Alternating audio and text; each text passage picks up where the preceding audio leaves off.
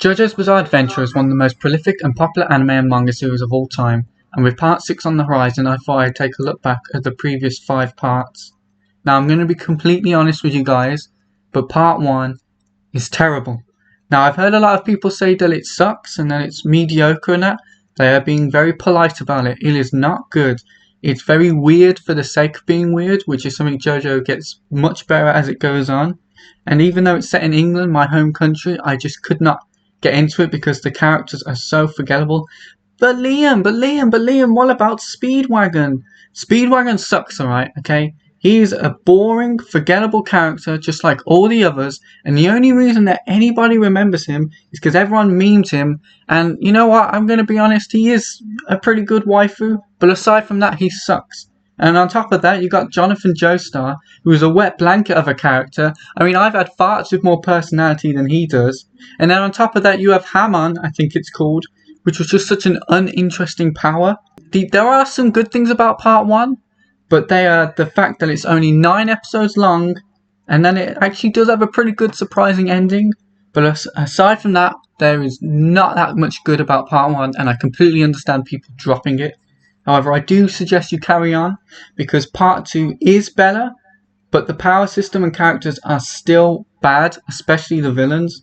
None of the villains were interesting to me. I cannot even remember any of their names. However, there is one aspect of part 2 that just shoots up into the stratosphere that makes it so good, and that is Joseph Joestar. Joseph Joestar is one of my favourite anime characters of all time, and he is absolutely the best character in JoJo. I don't think they will ever top him. He's just such a great character.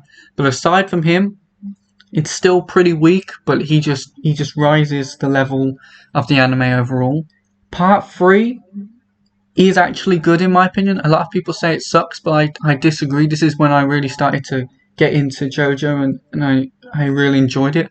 For starters, all the characters are good and memorable, which is completely different to parts 1 and 2.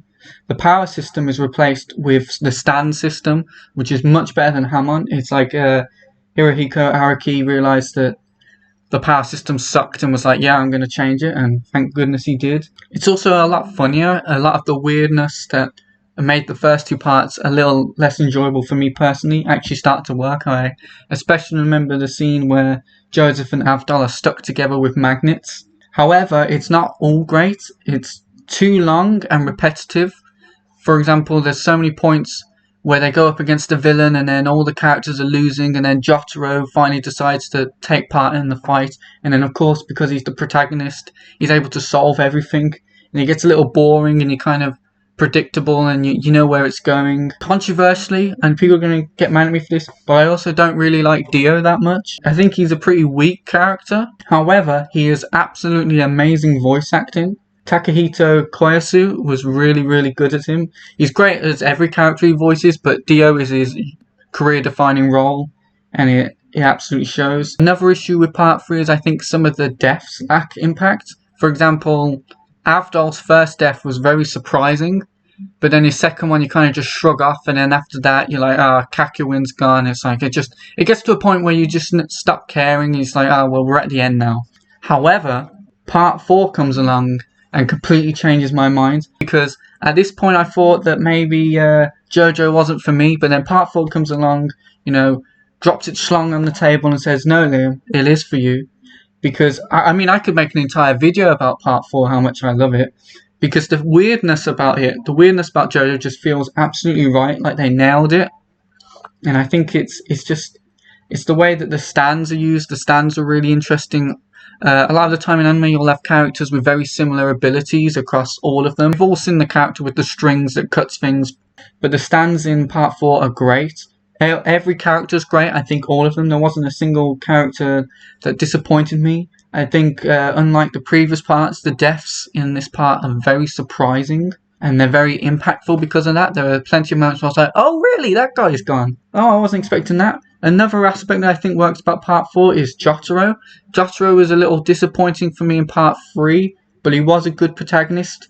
But I do think he works much better as a supporting character. He was overshadowed by Joseph, obviously, in part 3 a lot.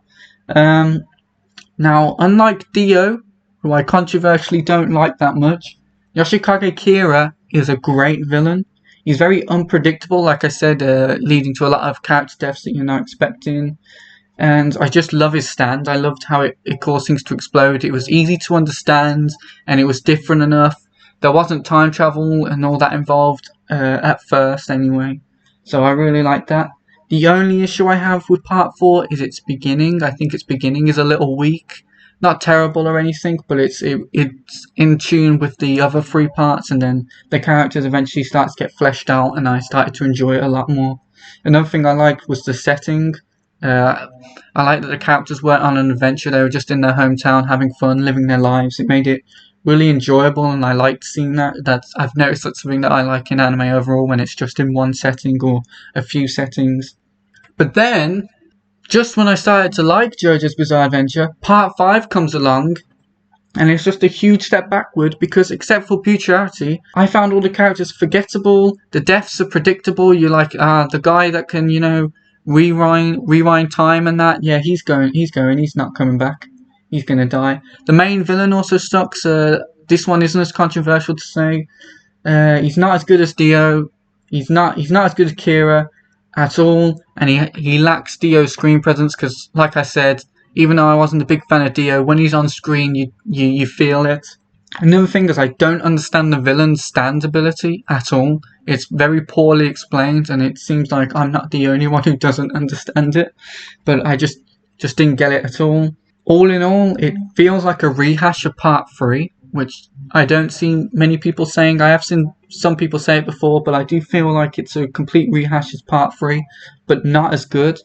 To explain, the characters are going on a journey across the country to get to a specific place, and they fight a bunch of the villains' goons along the way.